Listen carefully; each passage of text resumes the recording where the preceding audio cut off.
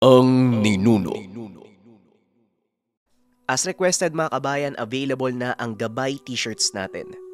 Nasa screen ng pictures, available in 4 colors. Black, brown, dark gray, and khaki. Makikita nyo rin yung ibig sabihin ng simbolo ng pictures. Gabay pangkalahatan. For protection, direction, stability, finding one's way, making right decisions, being in control, safety and guidance.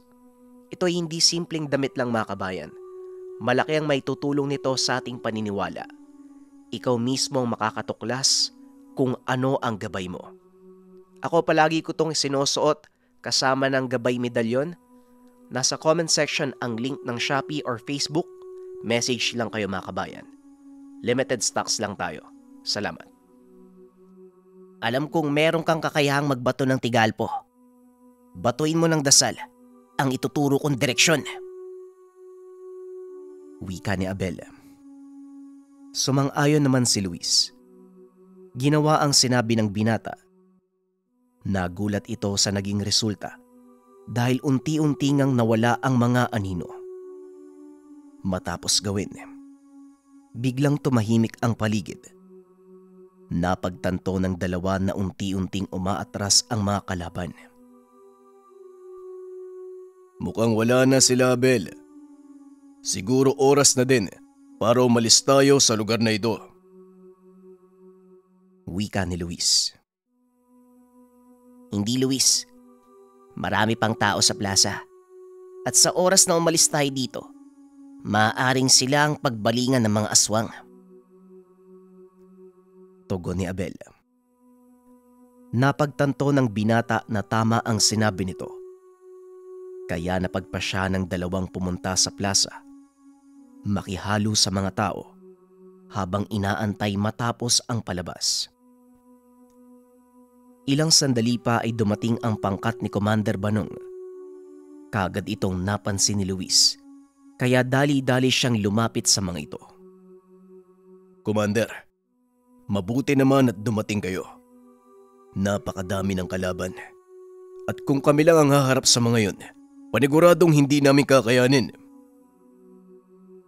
Wika ni Luis. Salamat naman at dumating kami sa tamang oras. Pero hindi lang ang grupo ko ang nandito. Nasa paligid ang ilan sa mga katribo ni Diosdado. Maya-maya lang, susunod na si Tatang Simon. Tugon ni Commander Banong. Nakita nitong paparating si Abel. Luis, mukhang delikado ang lagay na... Tiyo Banong? Ikaw ba yan? Nanlaki ang mga mata ni Kabanong nang makita si Abel.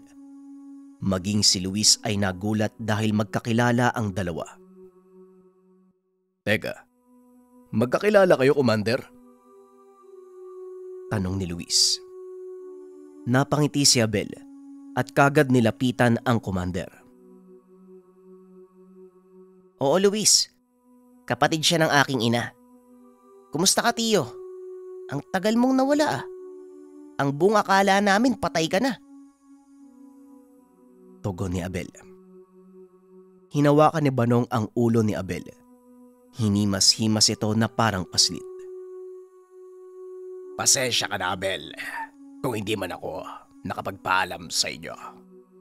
Kailangan kong lumayo dahil magkaiba ang pananaw namin ng lolo mo sa buhay.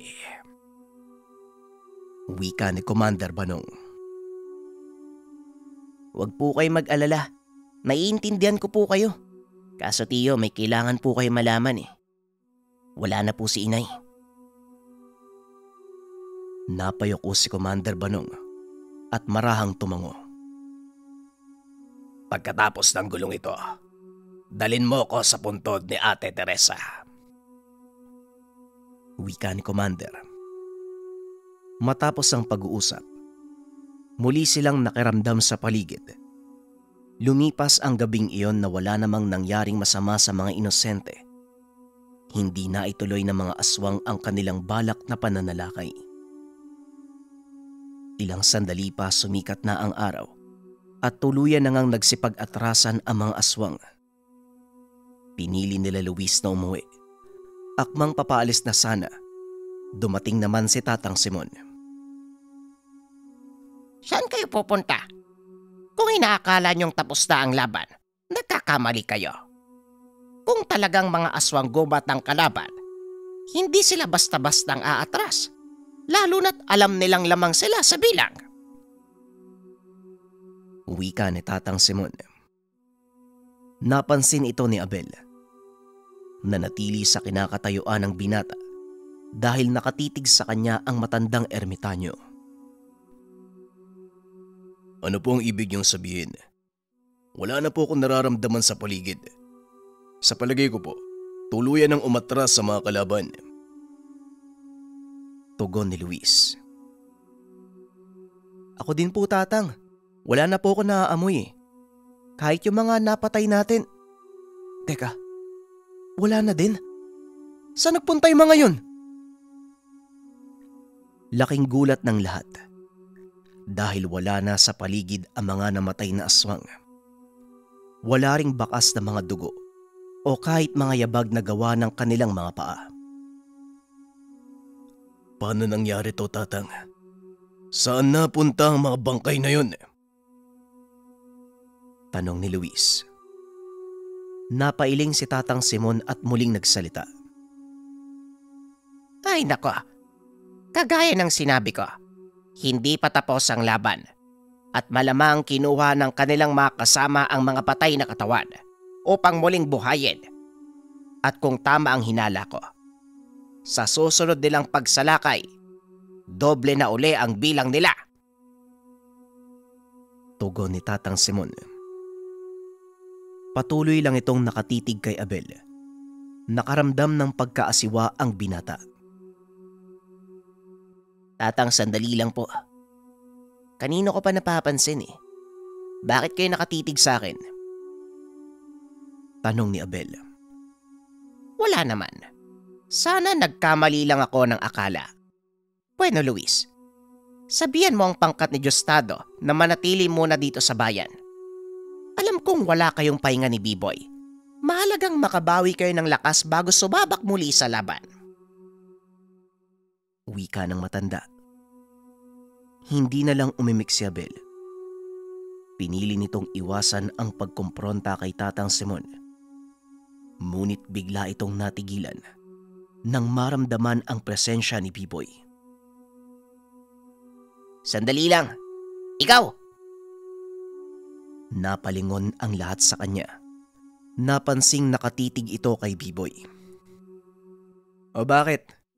Anong kailangan mo? Aswang ka, di ba? Anong ginagawa mo kasamang pangkat na mamanggagamot? Ngayon mo lang pala napansin? Oo, aswang ako. Eh ano naman ngayon? Ramdam ni Luis ang iringa ng dalawa. Alam nitong anumang oras, maaaring magkaroon ng kaguluhan.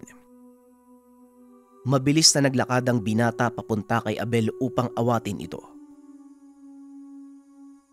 Abel, payo ko lang. Huwag mo nang subukan.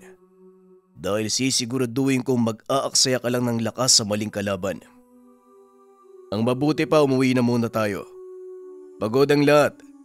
Kailangan nating magpahinga. Wika ni Luis. Ngunit sa halip na magpaawat, hinawi nito si Luis at naglakad papunta kay B-Boy. Kahit ano pa ang dahilan nyo, walang puwang sa mundo ng mga tao ang kagaya mong aswang. Wika ni Abel sabay usal ng dasal. Laking gulat nito dahil hindi tumatalab kay B-Boy ang tigalpo. Hindi siya ang nilalang na gusto mong kalabanin, bata. Kung ako sa'yo, itigil mo na kung anumang binabalak mo bago pa mahuli ang lahat. Wika ni Tatang Simon. Nilingon naman ito ni Abel. Anong sinasabi mo, matandang ermitanyo? Bakit sa tingin mo, may laban ng isang aswang sa kagaya ko? Tumawa ng malakas si Tatang Simon. Napailing na lang ito sa mga naririnig. Hindi mo alam ang sinasabi mo. Bueno, kung talagang hindi kita mapipigil, sige, tuloy mo. Huwag mo lang akong sisisihin sa uli. Tugon ni Tatang Simon. Naupo ito sa isang bato. Nagsindi ng tabako. Nagtuloy naman sa paglapit si Abel kay Biboy. Kagaya ng sinabi ni Luis sa Tatang Simon, hindi ako ang dapat pag-aksayahan mo ng lakas, kaibigan.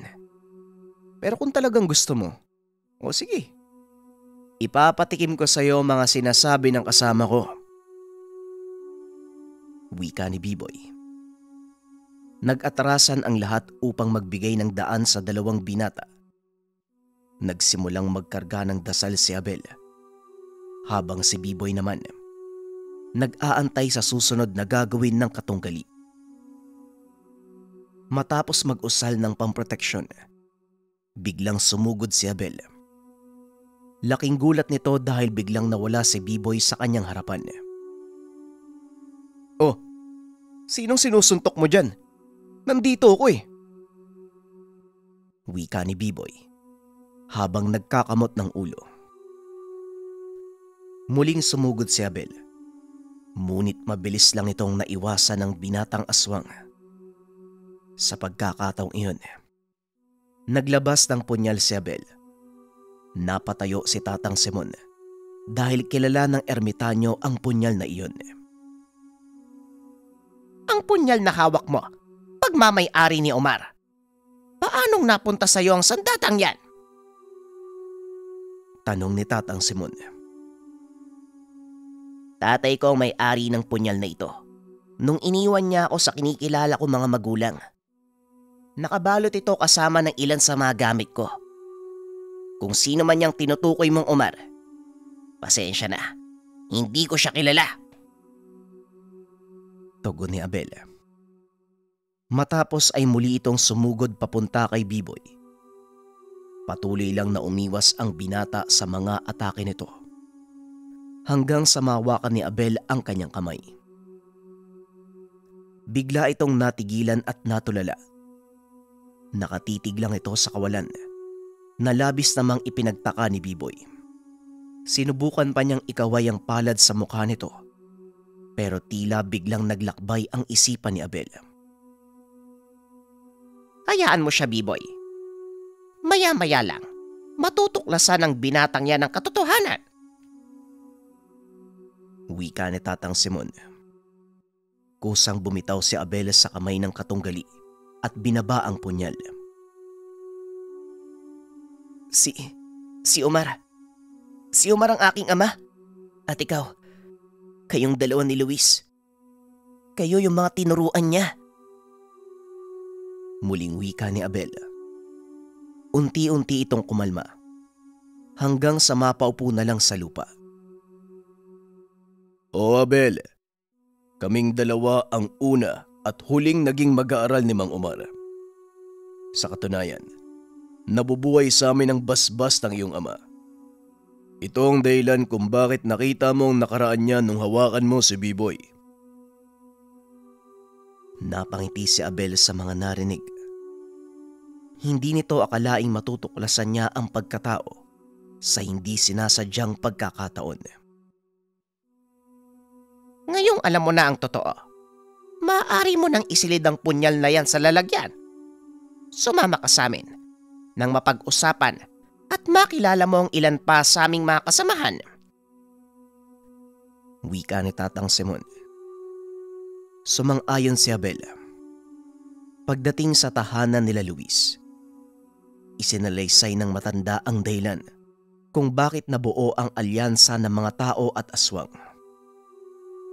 Nagulat si Abel dahil hindi niya akalaing nakaharap at hinamon sa laban ang isa sa mga tumalo sa mga bangkilan. Biboy, patawarin mo sana ako sa mga sinabi ko ha. Nabulagan ako sa galit sa mga aswang eh. Kaya inisip ko na pare-pareho lang sila. Wika ni Abel. Nauunawaan naman ni B-Boy ang binata. Dahil maging siya noon, ganun din ang tingin sa mga nilalang. Huwag kang mag-alala, naiintindihan ko. Alam kong mahalaga sa iyo ang impormasyong ito, Abel.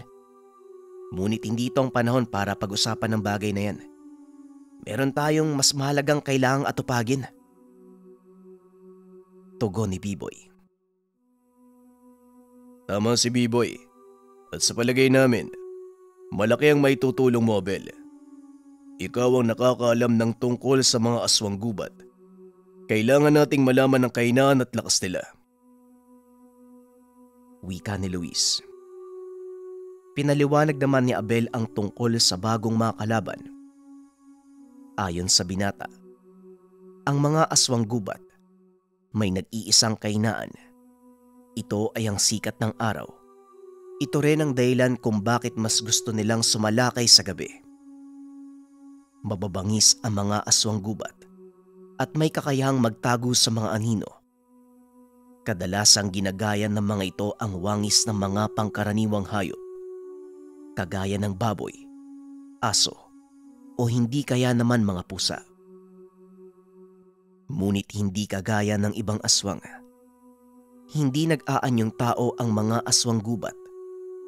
Ang karaniwang anyo ng mga ito, maitim na nilalang na may mapupulang mata, matatalas na ngipin at mga kuko. Madalas nang bibiktima ng mga manlalakbay, magsasakang napapadaan sa gubat na kanilang pinamamahalaan. Ang mga aswang gubat, namumuhay bilang tribo. Nagkukubli ang mga ito sa yungib at ang mas nakakagulat na kaalaman tungkol sa mga aswang na ito. Sumusunod sila sa iisang pinuno. May isang nilalang na kumokontrol sa kanila. Sa oras na mapatay ang nilalang na ito, nawawalan sila ng kakayahang mag-isip. Nagmimistulang hayop na ang tanging dahilan ng pagkabuhay, kumain at magparami at mamatay. Kakaiba ang ugali ng mga aswang na ito. Mahirap silang tugisin. Walang naiiwang baka sa tuwing sila ay mambibiktima. Ngunit sa tulong na matalas sa pakiramdam ni B-Boy at ng mga kasama nating bangkilan, madali silang matutunton. Wika ni Tatang Simon. Hindi ba sinabi mo, Abel, may isang lalaki na kumukontrol sa kanila? Bakit hindi na lang yun yung hanapin natin at patayin? Tanong ni Luis. Mahirap ang gusto mong mangyari, Luis. Dahil hindi natin alam kung mangkukulam ba o mangbabarang may hawak sa kanila. Pwede ring mataas na uri ng engkanto o hindi kaya pangkaraniwang tao. Tugon ni Abel. Ang tanging paraan upang matalo sila, mahanap ang kanilang lungga. Hindi madali, pero ito lang ang naisip kong solusyon. Muling wika ni Tatang Simon. Minsan akong tumanggap ng trabahong tugisin ng mga aswang gubat. Kahit papano, may alam din ako kung paano natin ito matutunton. Wika ni Commander Banong. Kakarating lang nito galing sa bayan. Kung ganun, kailangan nating planuhin ang susunod nating hakbang. Teka, nasan si Amanda? Tanong ni Luis. Kaagad namang sinabi ni B-Boy na pumasok ito sa kwarto ni Luis upang magpahinga. Nakakaamoy ako ng hindi maganda, Luis. Umaming ka nga. May namamagitan ba sa inyo ni Amanda? Napakamot ng ulo ang binata. Muling nilihis ang usapan.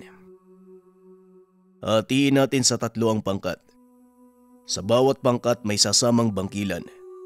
Maliban sa pangkat ko. B-Boy at Abel, kayo ang magiging kasama ko. Commander Banong, Diosdado, pamunuan niyo ang paghahanap sa lungga ng mga aswang gubat. Wika ni Luis. Napansin ni Abel ang kakaibang katangian ni Luis. Sinusunod ito ng mga kasama sa kabila ng murang edad. Matapos ang pagpupulong, kanya-kanya ng alisan ang mga kasamahan.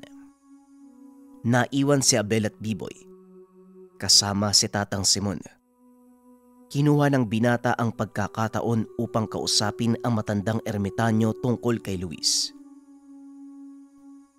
Tatang, napapansin ko napakataas ng tingin ng mga kasama niyo kay Luis. Ganun ba siya kalakas? Tanong ni Abel. Kung lakas ang pag-uusapan, oo, malakas si Luis. Ngunit hindi ito ang dahilan kung bakit siya sinusunod na mga kasamahan natin. Respeto, Abel. Malaki ang respeto ng binata sa mga kasamahan, kaya ibinabalik din sa kanya sa pamamagitan ng pagtitiwala sa mga desisyon ni Luis. Pag-uusap ng dalawa. Sa kabilang banda, kausap naman ni Luis si Katnog at Biboy. Natakot ako sa laban niyo kanina, boy. Akala ko, tutuluyan mo na si Abel eh. Wika ni Luis. Hindi naman, Luis. Kahit papano naiintindihan ko siya eh. Kung ako nasa katayuan nun kanina, siguradong ganun din yung magiging reaksyon ko eh. Eh sino ba namang hindi matatakot sa aswang? Tugon ni Biboy. Hindi yun ang tingin ko sa'yo, Biboy. Ilang beses mo nang pinatunayan na wala sa pagkataong kabutihan. Nasa puso to eh. Wika ni Luis. Makata, Luis ah. Ayos ah. Tama ka. Hindi masusukat ng panlabas na nyo ang kabutihan ng isang tao o nilalang. Sa kabila ng katotohanan ng aswang kapipoy, nananaig ang kabutihan mo bilang tao. Ngunit hindi ito madaling makita ng karaniwang mata. Kaya naman nasaan mo talaga nahuhusgahan ka nila. Malaki ang naging pagbabago ni Biboy. Simula nang mapabilang ito sa pangkat ni Luis. Isinabuhay ng binata ang huling turo sa kanya ni Mang Omar. Kinabukasan ay sinimulan nila ang paghanap ng lungga sa mga aswang gubat. Ginalugad ang buong kagubatan sa pag-aakalang doon naninirahan ang mga ito. Sa kasamaang palad, nanibago si Diosdado at Commander Banong. Mukhang naghahanap tayo ng karayom sa dayami ah. Pero huwag kayong titigil. Tandaan nyo, maraming buhay ang nakasalalay dito. Muling wika ni Luis. Sa kalagitnaan ng pag-uusap, dumating si Abel. Merong dalang malaking bayong. Pasensya na kung tinanghali ako pero ito, may dala ko mga kagamitang maaari nating gamitin sa pagtugis sa mga aswang gubat. Isa-isang inilabas ni Abel ang laman ng bayong. Napakadami nitong kagamitan. Ngunit ang nakaagaw ng atensyon ni Luis, ang langis na nasa maliit na bote. Sandali lang, Abel. Yung mga langis na yan ginagamit bang panghilot? Pasensya na. Para ka kasing naglalako ng mga gamot eh. Natawa ang lahat sa sinabi ni Luis. Kaagad naman silang natahimik. Nang kunin ni Abel ang isang bote, inilapit ito kay Biboy. Laking gulat ng lahat dahil kusang kumukulo ang langis. Halos maubos pa ang laman nito. Mabisang pangtukoy ng aswang ang lanang laman ng botelyang ito. Kahit nagtatago pa ang mga aswang, mabilis nating malalaman kung meron sa paligid. Wika ni Abel. Hindi namin kailangan ng lana. Kaming mga bangkilan, may malakas na pangamoy. Sabat ni Diosdado. Oo, kaya ang pangkat nila Commander Banong ang magdadala ng mga lanang to. Tugon ni Abel. Diosdado, kayo maghahanap sa bayan. Sina Commander Banong na ang bahala dito sa kabundukan. Abel, Biboy, antabay lang kayo. Sa oras na matagpuan na mga kasama natin ang lungga, tayo ang unang susugod. Wika ni Luis. Muling lumakad ang pangkat. Sa pagkakataong iyon, ginalugad nila Luis ang bawat baryo sa kanilang lugar hanggang sa madako sila sa isang pamayanan ng mga katutubo. Noon lang nalaman ni Luis na may ganong uri ng pamayanan sa kanilang lugar. Tatang Simon, kailan pa sila nanirahan sa lugar na to? Tanong ni Luis. Hindi ko din alam, Luis eh. Ang mabuti pa, magtanong tayo sa mga katutubo. Tugon ng matanda. Naglakad ang dalawa papasok sa pamayanan. Ngunit sa kasamaang palad hindi sila pinapasok ng mga nagbabantay. Pasensya na pero hindi kayo pwedeng pumasok. Mahigpit na pinagbabawal ng pinuno namin yung pagpapapasok sa mga dayuhan. Wika ng bantay. Ganun pa? Maaari bang malaman kung sino ang pinuno niya? Tanong ni Tatang Simon. Si Dalugdog. Siya ang kasalukuyang pinuno ng tribo. Pinalitan niya ang pwesto ng yumaong ama, si Kilat. Tugon ng bantay. Dito napagtanto ni Tatang Simon na ang mga katutubong nabibilang sa pangkat na kung tawagin ay lumad. Kung ganon kaibigan, magpapaalam na kami. Paumanhin sa panggagambala. Wika ni Tatang Simon. Teka tatang, alis na tayo. Hindi ba natin titignan sa loob? Baka dito naglulungga ang mga aswang. Tanong ni Luis. Hindi mo gugustuhin kalabanin ng mga lumad. Lalo na ang kanilang pinuno, Luis. Sa ngayon umalis na po na tayo. Maghahanap ng paraan para makapasok sa komunidad na yan.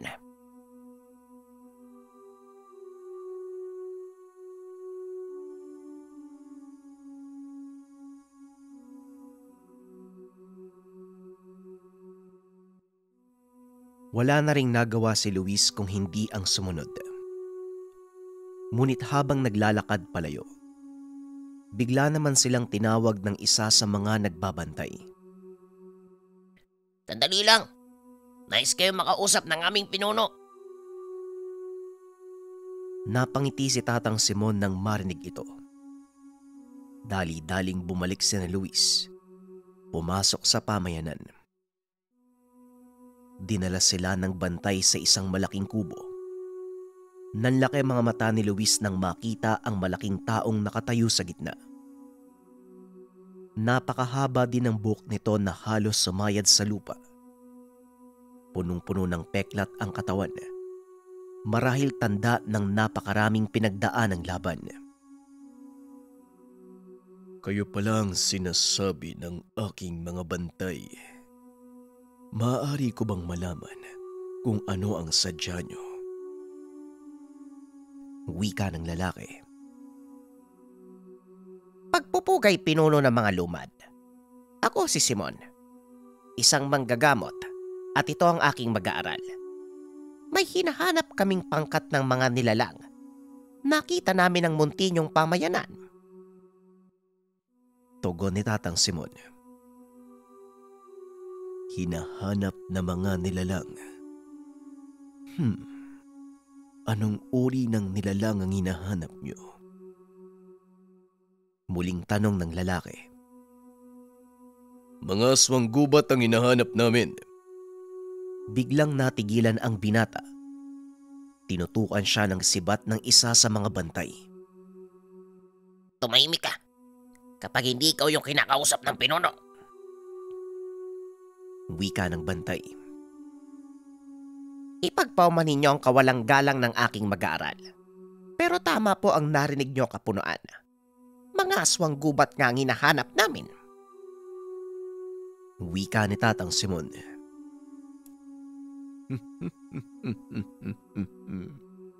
Aswang gubat. Sa mga panong ito, mahihirapan na kayong hanapin sila. Ano naman ang nagtulak sa inyo upang hanapin sila sa aking pamayanan? Muling wika ng pinuno. Kagaya ng sinabi ko, pagbabakasakali lang ang pagdaan namin sa inyong pamayanan. Ngunit kung hindi kami mapapaunlakan ng kasagutan, wala pong problema sa amin. Tugon ni Tatang Simon. Paano kung sabihin ko na may nalalaman ako? Tanong ng pinuno. Kung ganon kapunuan, hinihiling ko po sa inyo na ituro ang kanilang lungga. Tugon ni Tatang Simon. Pwede kong gawin ang bagay na yun. Pero sa isang kondisyon. Kailangan mo kong talunin sa laban. Nanlaki mga mata ni Luis. Dahil sa mga narinig, kaagad itong humingi ng permiso upang magsalita. Mawalang galang na po, kapunuan. Ngunit napakatanda na po ng aking guro. Maaari po bang ako na lang ang lumaban? Tanong ni Luis. Inawat ito ng isa sa mga bantay. May batas kami mga lumad. Kung sino ang hinamon, siya ang lalaban. Kaya manahimik ka kung ayaw mong umuwi ng walang ulo. Wika ng bantay. Masyado mo naman ako minamaliit, Luis. Huwag kang mag-alala. Kaya ko to. Ngayon maupo kayo ni Biboy at manood. Muling wika ni Tatang Simon. Maraan itong naglakad papunta sa kinaupuan ng pinuno. Nakangiti ito sa kanya na parabang nangungutya. Labis naman ang pag-aalala ni Luis sa maestro.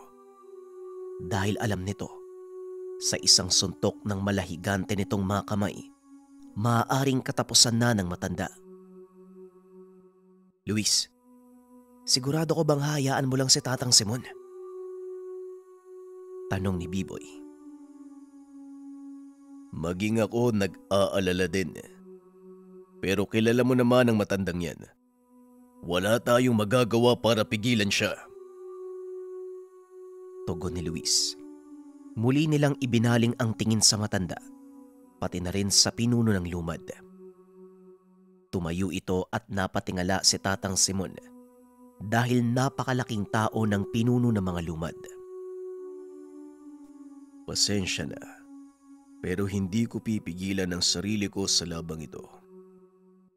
Hindi ako mapagbigay sa mga matatanda at mas lalong hindi ako maaawa.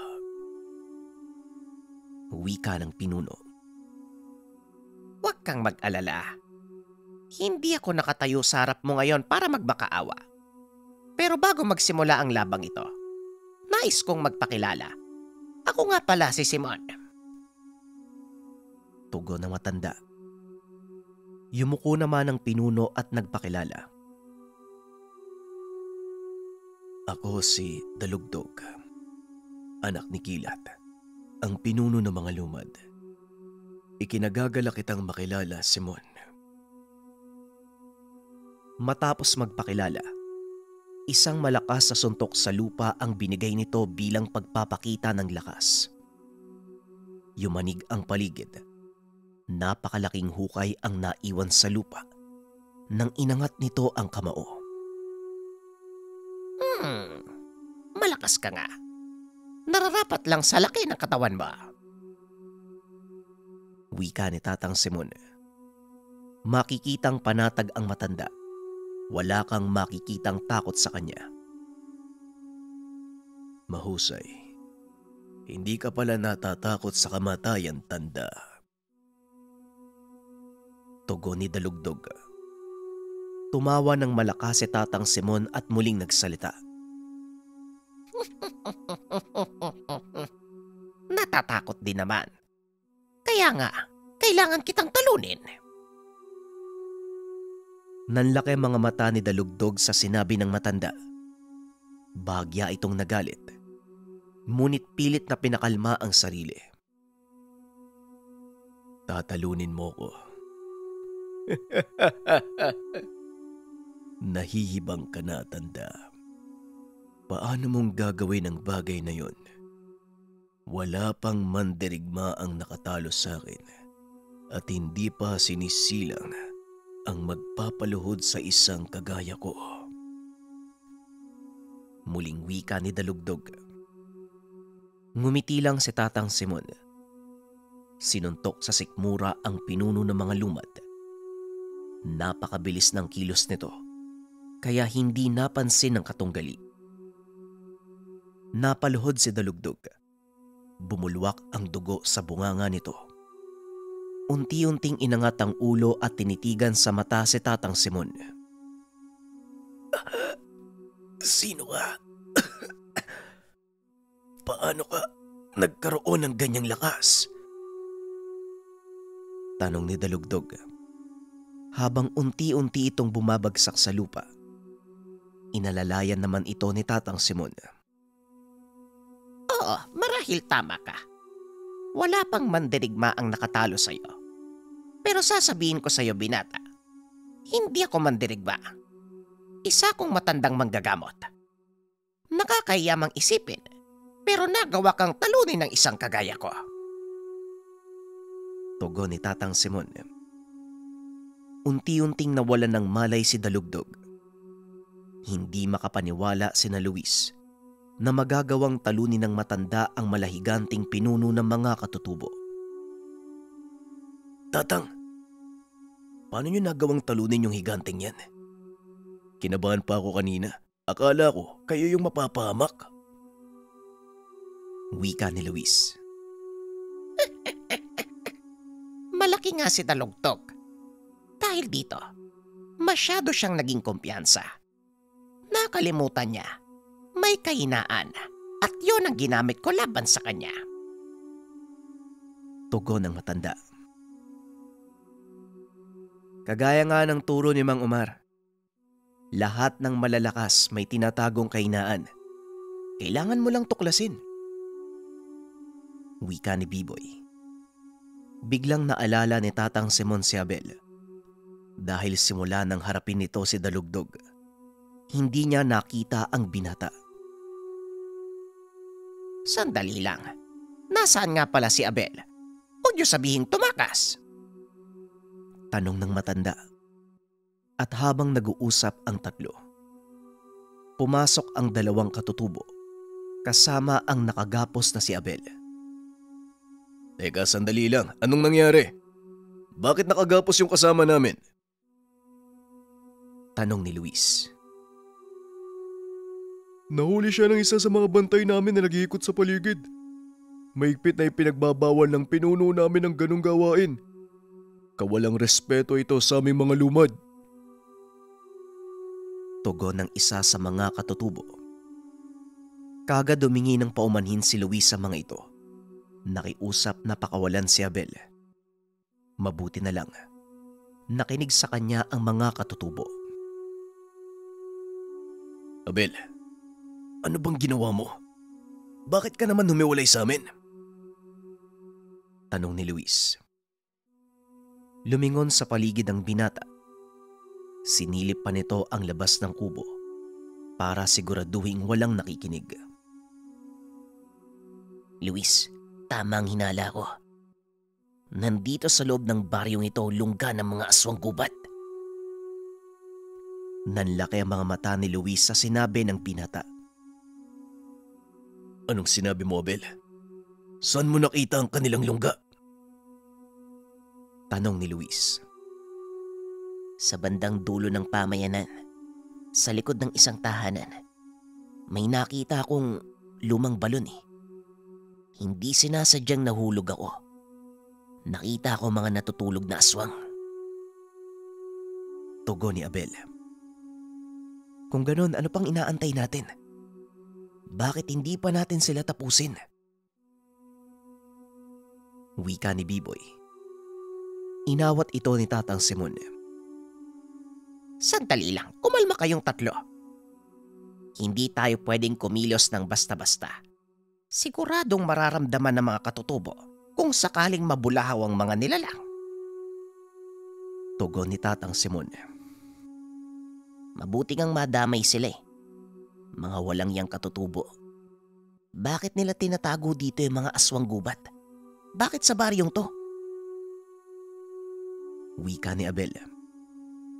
Natigilan ang mga ito nang biglang pumasok sa kubo si Dalugdog. Anong tinatago? Mag-iingat ka sa pananalita mo, binata. Tandaan mo, nandito ka sa teritoryo ko. Wika ni Dalugdog. Hindi ako natatakot sa'yo. Ang dapat sa inyo mamatay. At saka, huwag ka nga magmaang-maangan damulag ka. Bakit tinatago nyo dito yung mga aswang gubat? Wika ni Abel habang bumubunot ng itak. Halata naman ang pagkagulat ni Dalugdog. Sandali lang.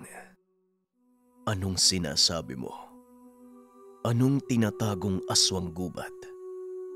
Sumusobra ka na. Wika ni Dalugdog, sabay taas ng kanyang sandata. Sandali lang.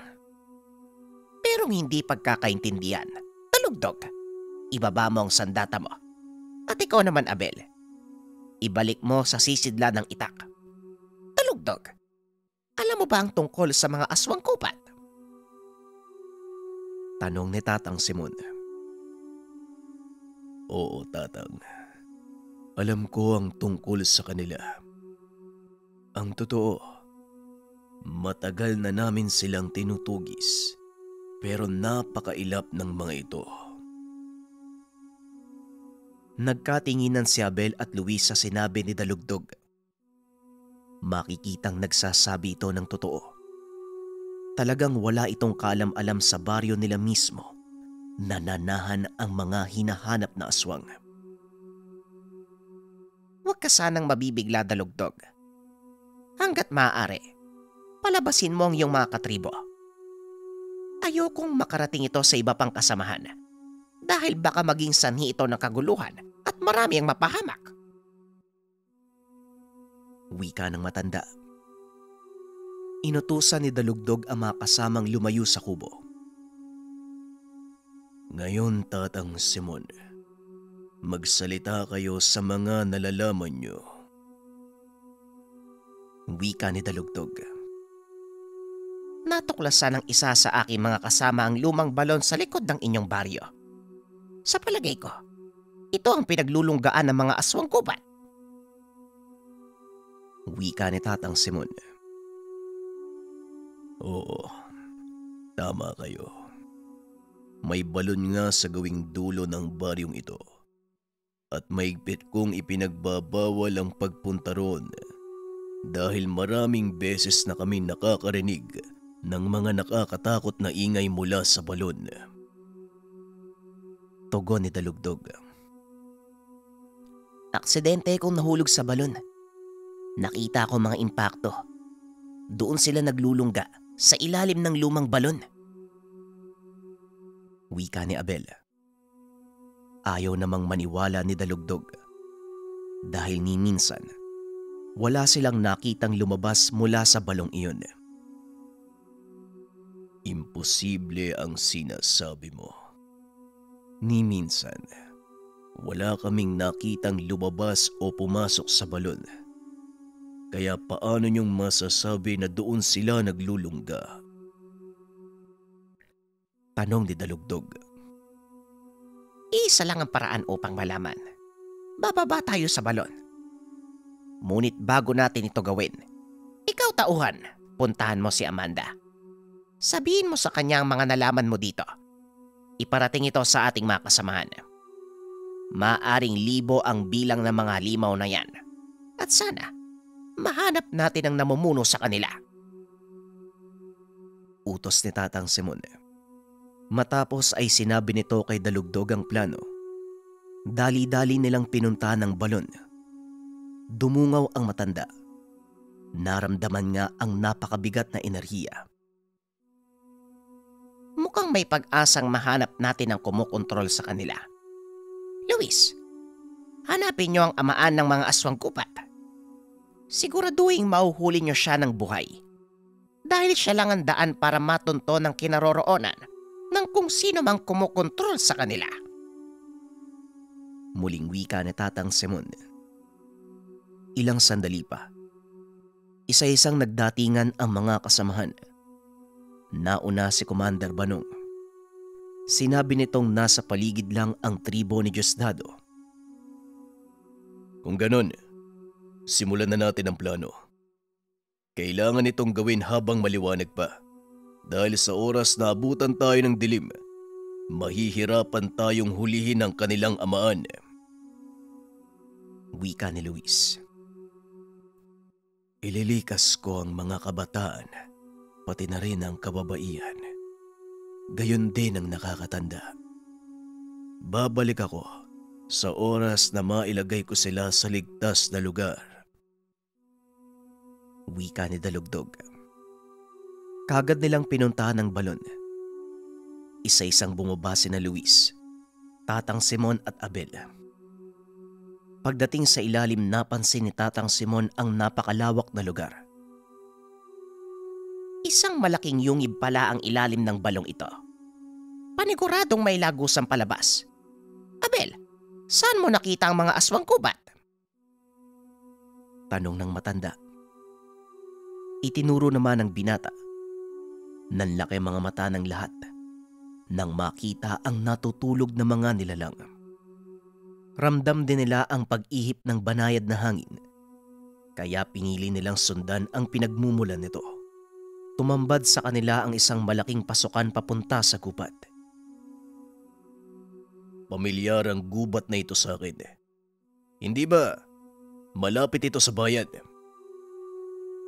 Tanong ni Luis. Kinumpirma naman ito ni Abel. Oo, Luis. Malapit nga to sa bayan. Kaya siguro mabilis na mawawala ang mga lintik na ito matapos manalakay. Tugon ni Abel. Maging alerto kayo. Isa sa mga aswang na yan ang kanilang amaan.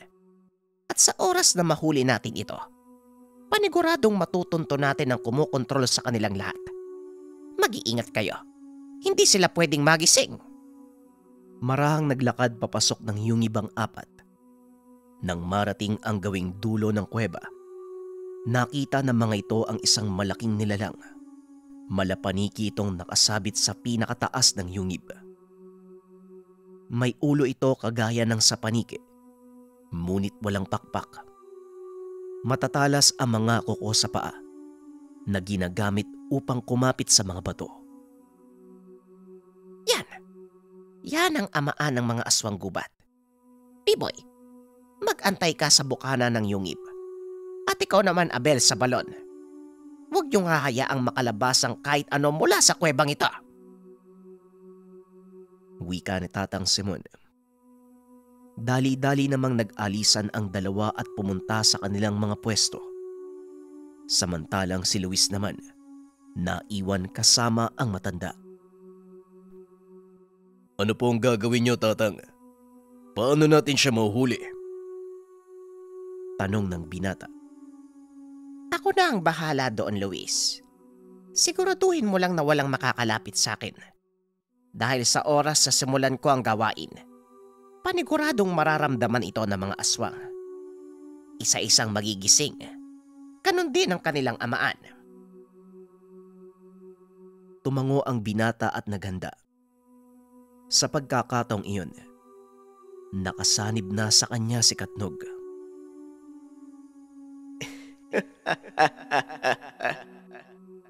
Mukhang magiging masaya to. Wika ni Katnog sa anyong tao. Masuring pinagmasdan ng binata ang ginagawa ni Tatang Simon. Nagsimula itong mag-usal ng mga dasal habang nakaturo ang kamay sa amaan ng mga aswang.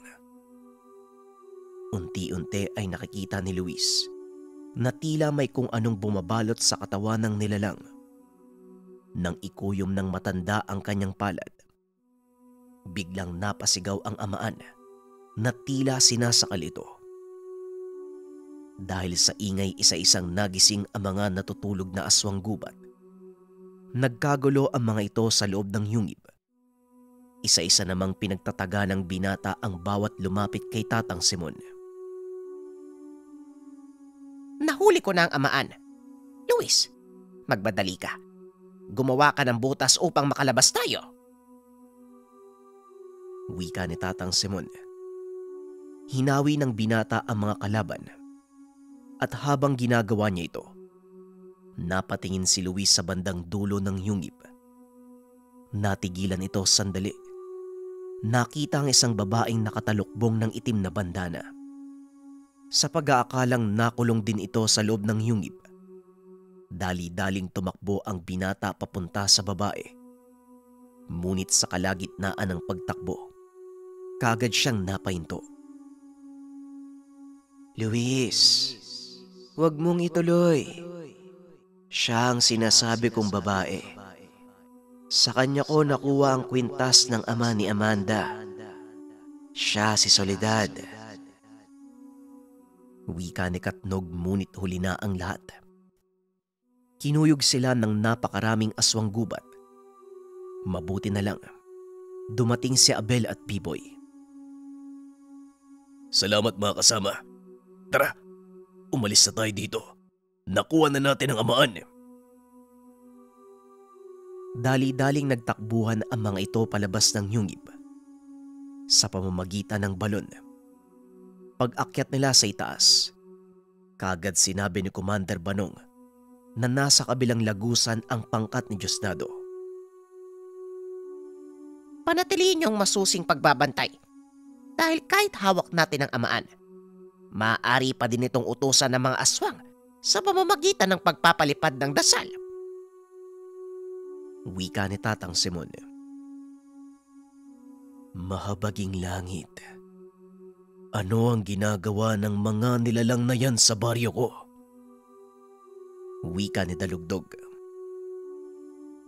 Dahil walang nakakapasok sa inyong teritoryo, nanatiling tahimik ang lugar. Kaya napili ito ng mga aswang gubat na gawing lungga. Pero wala kang dapat alalahanin sa ngayon. Hawak na natin ang kanilang amaan. Tugon ni Luis. Hindi ito kasiguraduhan, Luis. Maaring hawak natin ang amaan. Pero hindi ang nilalang na nagmamanipula sa kanila. Hanggat hindi nahuhuli ang isang yon, hindi tayo dapat magpakampante. Wika ni Tatang Simon. Biglang naalala ni Luis ang nakitang babae sa loob ng yungib. Tatang, nakita ko po yung sinasabing babae ni Katnog, yung Soledad. Malakas ang kutob ko na may kinalaman siya sa mga nangyayari ngayon. Wika ni Luis. Malalaman natin ang lahat sa oras na magawa kong manipulahin ang utak ng amaan. Sa ngayon, manatili kayong alisto. Talugdog, kailangan ko ng isang lugar para isagawa ang bala ko. Maaari bang hiramin ang isang kubo dito? Wika ng matanda. Kagad namang binuhat ni Dalugdog ang walang malay na amaan at dinala sa isang malaking kubo na yari sa bato.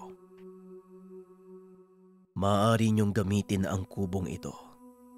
Magbabantay ang ilan sa mga mandirigma ko sa labas upang masiguradong walang gagambala sa inyo. Wika ni Dalugdog. Sasamahan sana ni Luis ang matanda. Hindi, Luis. Mas kailangan ng tulong mo sa labas. Samahan mo si Dalugdog sa pagbabantay. Tugon ng matanda. Walang nagawa si Luis. Minabuti nitong magbantay kasama si Biboy at Abel sa labas. Ano kayang gagawin ni Tatang?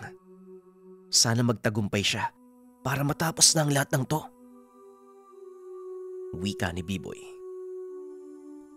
Magtiwala ka lang, Biboy. Kilala mo naman si Tatang.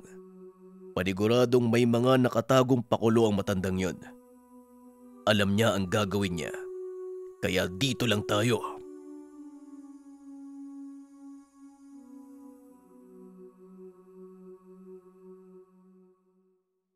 Ang Ninuno.